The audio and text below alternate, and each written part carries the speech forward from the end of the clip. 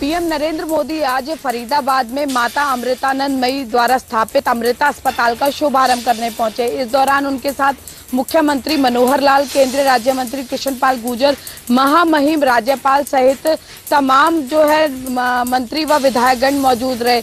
अपने संबोधन के दौरान पीएम नरेंद्र मोदी ने जहां माता अमृतानंदमयी अस्पताल की मुक्त कंठ से सराहना की, वहीं अमृता अस्पताल को आधुनिकता और अध्यात्म का संगम बताया। साथ ही साथ उन्होंने पब्लिक प्राइवेट पार्टनरशिप द्वारा किए जा रहे कार्यों को लेकर इसे एक समाज के लिए प्रेरक प्रयास बताया। इस दौरान हरियाणा की कई बार मुख्यमंत्री ने पीठ थपथपाते हुए कहा कि जिस तरह से केंद्र सरकार की जल मिशन योजना को लेकर हरियाणा ने सहयोग किया वह काबिले तारीफ रहा। वहीं बेटी बचाओ सहित तमाम योजनाओं को लेकर भी हरियाणा सरकार की सराहना की।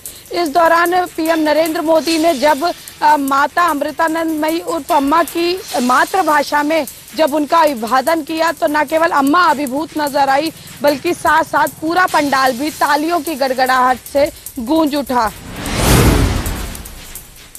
बिहार के अंदर लगातार परिवर्तन आ रहा है, लेकिन विकास में नहीं, उसकी राजनीति में।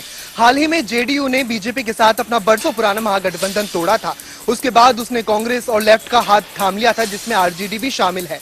अब ये जाकर पूरी बात गद्दी से लेकर विधानसभा स्पीकर तक आ अटकी है और विधानसभा स्पीकर विजय सिन्हा ने अपना इस्तीफा दे दिया है। खैर ये बात तो पुरानी हो गई। अब नई बात ये इसीलिए है क्योंकि अभी भी बीजेपी अपना विजय सिन्हा का जो इस्तीफा है उसको पचा नहीं पा रही है और ये कयास लगाए जा रहे हैं कि बीजेपी राज्यसभा के उपसभापति हरवंश सिंह से लेकर अपना बदला निकाल सकती है।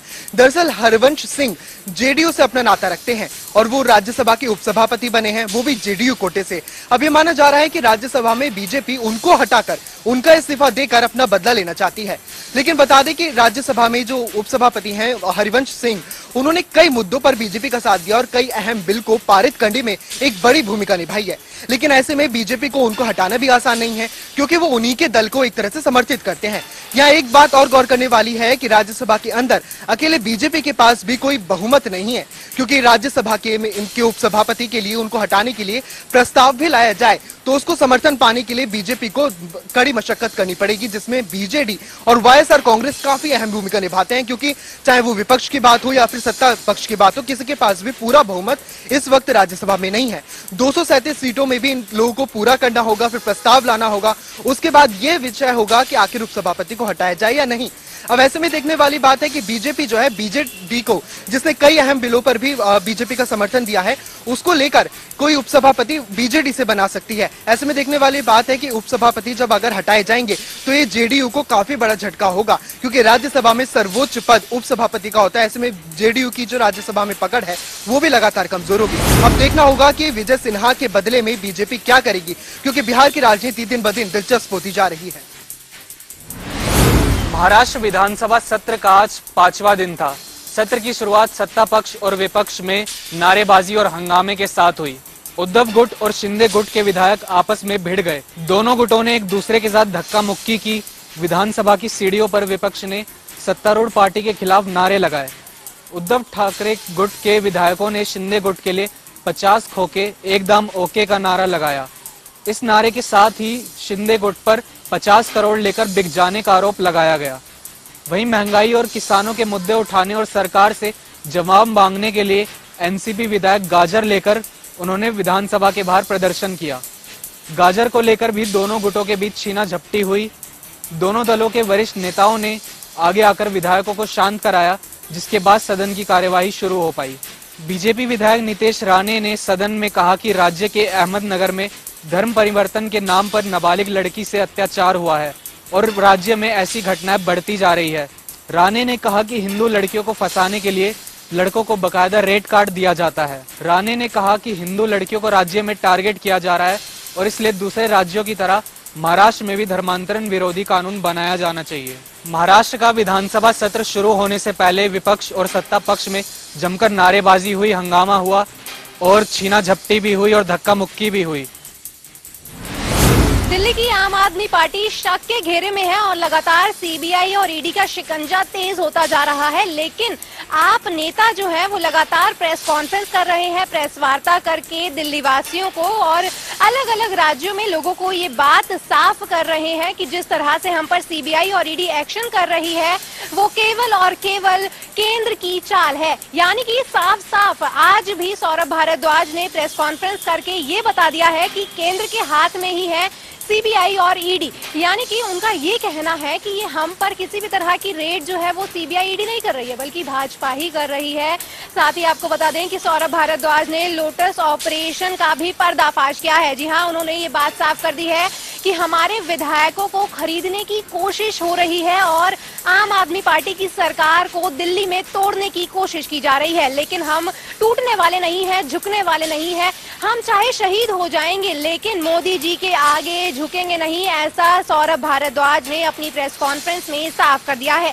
यानी कि एक बात तो साफ है कि आम आदमी पार्टी अपने जो झुकाव है वो मोदी सरकार की तरफ नहीं करने वाली है। साथ ही आपको बता दें कि जिस तरह से सौरभ भारद्वाज से पूछा गया कि आप कौन से ऐसे नेता है जिन्हें भाजपा खरीदने का प्रयास कर रही है, तो उन्होंने कहा ये हमारा ब्रह्मास्त्र है, ये वक्त आने पर हम जरूर खोलेंगे और जरूर आपको बताएंगे कि किस तरह से लोटस ऑपरेशन चलाया जा रहा है।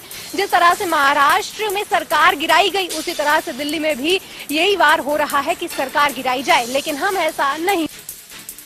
उत्तर प्रदेश में बीजेपी अध्यक्ष को लेकर 5 महीने से सस्पेंस बरकरार है, जिसके चलते उप मुख्यमंत्री केशव प्रसाद मौर्य के ट्वीट किए जाने के बाद उनका नाम प्रदेश अध्यक्ष की रेस में सबसे आगे है। वहीं बीजेपी के बड़े नेता भी मान रहे हैं कि जैसे जैसे समय बीत रहा है अध्यक्ष पद के दावेदारों की लिस्ट लंबी होती जा रही है। इसके साथ ही आलाकमान के करीबियों की माने तो केंद्रीय नेतृत्व चाहता है कि उन्हें भी प्रदेश के कमान दी जाए। इसके पीछे तर्क यह है कि 2017 का अनुभव और कार्यकर्ताओं पर पकड़ दोनों केशव मौर्य के साथ है। इसके अलावा सूबे के सियासी समीकरण और बीजेपी के सोशल इंजीनियरिंग को भी साधने के लिहाज से केशव मौर्य सबसे उपयुक्त माने जा रहे हैं। हालांकि देखना दिलचस्प होगा कि केशव प्रसाद मौर्य प्रदेश अध्यक्ष की रेस में जीतते हैं या एक बार फिर कोई एक नया चेहरा बीजेपी के अंदर से उभरेगा। पटना से लेकर दिल्ली और मधुबनी से लेकर गुरुग्राम में जहां धड़ाधड़ एक के बाद एक सीबीआई ने 25 ठिकानों पर रेड की, तो वहीं गुरुग्राम में भी 3 ठिकानों पर सीबीआई ने रेड की। अब ऐसे में सीबीआई की इस रेड के बाद आरजेडी और तेजस्वी यादव की मुश्किलें बढ़ गई हैं। ऐसे में आने वाले समय में क्या वाकई ही सीबीआई जो ये रेड की है क्या कुछ सबूत यहाँ से इकट्ठे करती है और आने वाले समय में आरजेडी और तेजस्वी यादव की कितनी मुश्किलें बढ़ती है, ये तो आने वाला वक्त ही बताएगा। शहर में लगातार खाद्य पदार्थों में मिलावट के चलते सीएम फ्लाइंग और स्वास्थ्य विभाग सतर्क हो गया है। लगातार रेड की जा रही है। इसी प्रकार की एक सूचना स्वास्थ्य विभाग और सीएम फ्लाइंग को प्राप्त हुई थी, जिसमें बताया गया था कि प्रताप गेट पे मतदान डायरी में लगातार खाद्य पदार्थों में मिलावट हो रही है। उसके चलते स्वास्थ्य विभाग और सीएम फ्लाइंग के संयुक्त ऑपरेशन में आज दबिश देगी। दबिश देकर दूध, पनीर, मक्खन आदि के 4 सैंपल लिए गए। सैंपल जांच के लिए भेजे गए हैं और जांच के बाद जो रिपोर्ट आएगी उसी के अनुरूप कार्रवाई की जाए। भारत में मानसून का पैटर्न तेजी से बदल रहा है। इसकी वजह से देश के कई हिस्सों में बाढ़ जैसे हालात हैं। इसकी झलक मध्य प्रदेश से लेकर दिल्ली तक देखने को मिल रही है, जहां दिल्ली में कुछ घंटे की बारिश के बाद ही जल भराव हो जाता है। वहीं मध्य प्रदेश में भी लगातार हो रही बारिश ने जीना मुहाल कर रखा है। यहाँ तक कि राजधानी भोपाल में कई घंटों तक ब्लैकआउट की स्थिति बन रही है। नर्मदा खतरे के निशान के 6 फीट ऊपर बह रही है। बाढ़ का यह सिलसिला हर साल देखने को मिलता है, लेकिन गौर करने वाली बात यह है कि बाढ़ से बचने के लिए आखिर प्रशासन ठोस कदम कब उठाएगा। लंबी बीमारी को लेकर के जहां पशुपालकों में चिंता थी, वहीं पर पशुपालन विभाग भी पूरी तरह से इसमें अलर्ट था। पशुपालन विभाग ने अनेक टीमें बना करके लगभग 1800 वैक्सीनेशन कर दी गई है और जहां पर गौशाला या नंदीशाला थी वहां पर जा कर के वैक्सीनेशन तो की है और उसी के साथ साथ फॉगिंग भी की है। और आज जैसे ही हमने इंद्री के उपमंडल अधिकारी डॉक्टर नरेंद्र से बातचीत की तो उन्होंने बताया कि ये वैक्सीनेशन का कार्य आगे भी जारी रहेगा। 1800 वैक्सीनेशन उनके पास आई थी और उन्होंने वो लगा दी हैं। फॉगिंग का कार्य जारी है और आज शाम तक और वैक्सीन आ जाएगी। किसी भी पशु को छोड़ा नहीं जाएगा। उन्होंने पशुपालकों से भी अपील की कि वह भी थोड़ा सचेत रहें। यदि इस प्रकार की बीमारी उनके पशुओं में आ गई है तो